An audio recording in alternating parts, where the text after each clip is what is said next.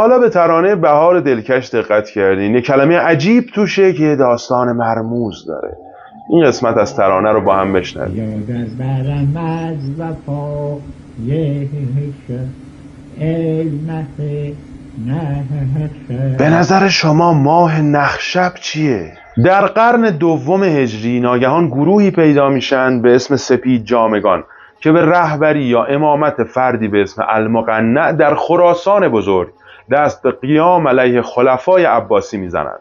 مورخای مسلمون هم که دشمنای اصلی این آقای المقنع بودن میگن که یه زمانی ادعای پیامبری میکرده، گرفتن کردنش تو، از زندان که اومده بیرون ادعای خدایی کرده، شروع کرده به فریب مردم و جمع کردن آدما دور خودش.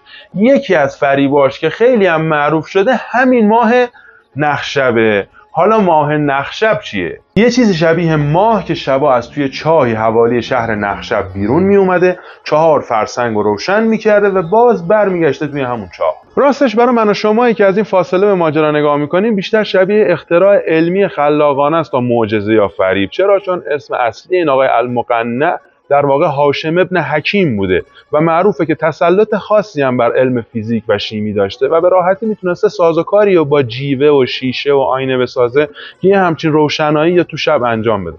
به هر حال ماه نخشب در فرهنگ عامه مردم ایران تبدیل به نمادی از فریب و دورویی میشه، البته تا قرن 10. بعد از قرن 10 به ناگهان تغییری در مفهوم اون ایجاد میشه و از یک المان منفی تبدیل به یک نماد مثبت و راهی برای نشان دادن جمال یار میشه. به خصوص چون ما شب هم قافیه بوده، شاعرها علاقه زیادی هم بهش داشتن.